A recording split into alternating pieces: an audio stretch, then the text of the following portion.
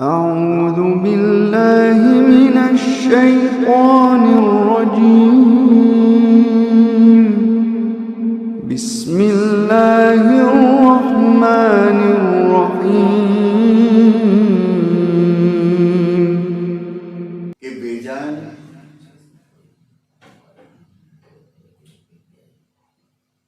जानदार की खुराक नहीं होता है, जानदार ही जानदार की खुराक होता है।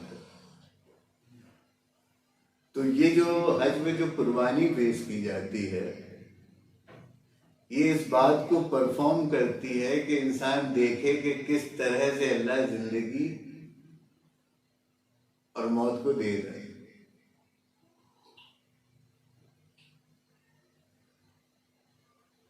अब गौर करो कैसे वो समझ में आ रहा है कि कैसे हमको समझाया जा रहा है, और ये बात हमको रोज हमारी रोजमर्रा की जिंदगी में समझाई जा रही है कि जितना भी प्रोटेक्शन है, अगर आप गौर करो गिनो उसको, तो वो तो लिमिटेड है, और उसको कंज्यूम आप डेली कर रहे हो, तो फिर वो घट क्यों नहीं रही?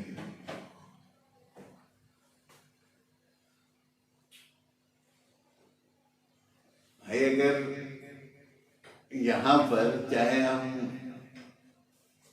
सब्जियों की बात कर लें, फलों की बात कर लें या जानवरों की बात कर लें, तो वो लिमिटेड है, हमारी गिनती में है, और ये कि उसको हम हजम कर जा रहे हैं। तो जब हम उसको हजम कर ले रहे हैं तो वापस फिर उतने ही बल्कि उससे ज्यादा फिर प्रोडक्शन हो जा रहा है। जिस जानदार को हमने अपनी गिजा बना लिए, उसके बाद फिर वही जानदार फिर आ गया आपके सामने, तो ये आ कहां से है? और इंसान बाकायदा देख रहा है, वो मौत को भी देख रहा है और हयात को भी देख रहा है, और ये निजाम कंटिन्यू उसका मुसलसल चल रहा है। ये अपने आप में एक बड़ा मौजूदा है कि जब तुमने ज़िबा कर दिया एक जान को, तो फिर वो दूसरा जानवर कैसे आ गया तुम्हारे सामने, जबकि तुम इसको ज़िबा कर दिए?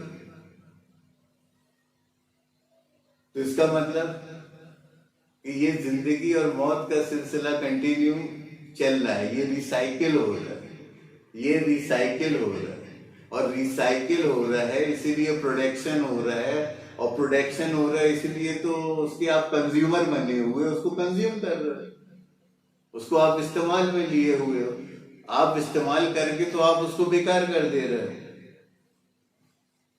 लेकिन उसके बाद वापस फिर उतना ही प्रोडक्शन हो जा रहा है। तो ये आ कहां से रहा है? जमीन का फिगर वही है, जमीन की कैलकुलेशन वही है, इंसान वही है, और इंसान ने जो खा लिया तो वो तो अब पैदा नहीं हो रहा है। जो कुछ इसने खाया तो उसको तो इसने बेकार कर दिया, मैला बना दिया, और ये कि इसको हर वक्त गिजा की जरूरत है। तो इतनी गिजा आ कहां से रही है? कैसे वापस ये रिप्रोड्यूस हो जा रही है, ये प्रोडक्शन हो रहा है? तो ये इंसान देख नहीं रहा है कि किस तरह वो मौत दे रहा है, हयात दे रहा है, मौत दे रहा है, हयात दे रहा है। ये साइकिल जो है कंटिन्यू चल रही है। उसमें गौर करो, चाहे आप खाने में गौर कर लो, चाहे ज़िबा करने में गौर कर लो, चाहे खिलाने में गौर कर लो, और चाहे तो रोजा रख के भूखे रहने में गौर कर लो, आपको प्रोडक्शन की जो हैसियत है, अहमियत है, वो कुछ समझ में आएगा। मसला आपकी तवज्जो को प्रोडक्शन में ले जाने का कि अल्लाह किस तरह से इसको खल्क करता है। अब उधर पे आप अपनी कंसंट्रेशन को चाहे आप ज़िबा के तौर पर लेके जाओ, चाहे आप उसको खाने के तौर पर लेके जाओ, काम के तौर पर या खिलाने के तौर पर लेके जाओ, लेकिन आप गौर करो कि वो आपको उसमें जो आर्ग्यूमेंट्स हो रहा है वो यही हो रहा है कि ये तो आपने दे दिए, तो यहां तो आपने उसको जिवा करके क्या कर दिया, जिवा करके आपने उसको क्या कर दिया,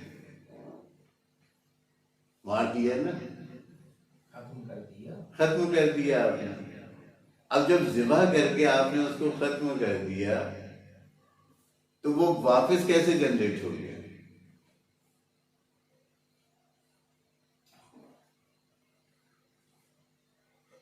फिर उतनी जानवर फिर आ गए, कहां से आ गए?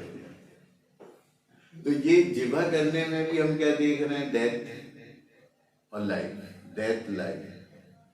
खाने में भी हम क्या देख रहे हैं, इन्नमा हर्रमा अलैकुम मैतता, death life, death life, life death.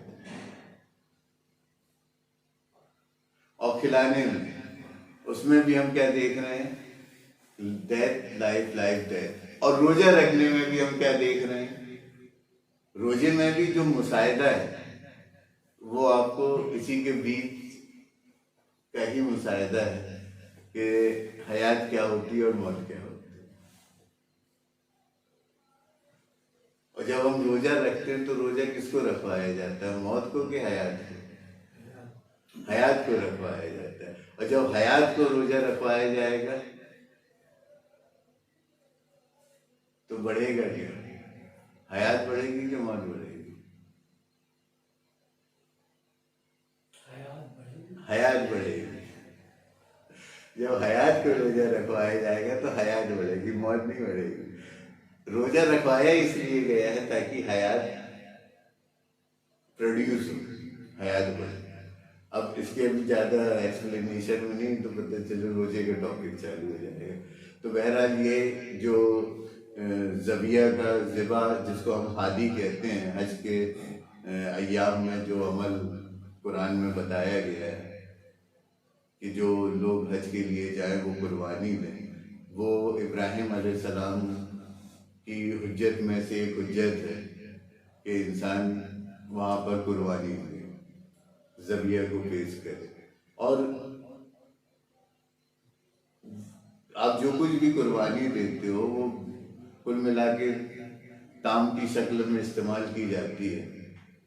और ताम ये एक इंसान के लिए एक ऐसी इबरत है, या यूँ कह लें कि अल्लाह की ये वो निशानी है जिसमें इंसान जिंदगी और मौत दोनों को नुमाया देखता है। क्योंकि चाहे मौत की बात हो या जिंदगी की बात हो, वो सर्किल दोनों किससे जुड़ा हुआ है, ताम से, खाने से, गिज़ाम से। अब इसमें ऐसा दिमाग में अगर चल रहा होगा कि तो वो आप खुद गौर करोगे तो सब समझ में आएगा कि ये जो असल में ये सिर्फ एक इंफॉर्मेशन है, मौत का जिंदगी में आना, जिंदगी का मौत में आना, फिर गिज़ाओं का पैदा होना, खाना, जायका बनना, फिर उसका ख़त्म हो जाना, फिर रिसाइकिल हो जाना, ये सब नॉलेज, इंफॉर्मेशन अच्छे से गौर करोगे तो वो सब समझ में आएगा कि सही बात है, ये उज्जत वो जिंदगी ही पैदा हो रही है और मौत की तरफ चली जा रही है। दूसरा आर्ग्यूमेंट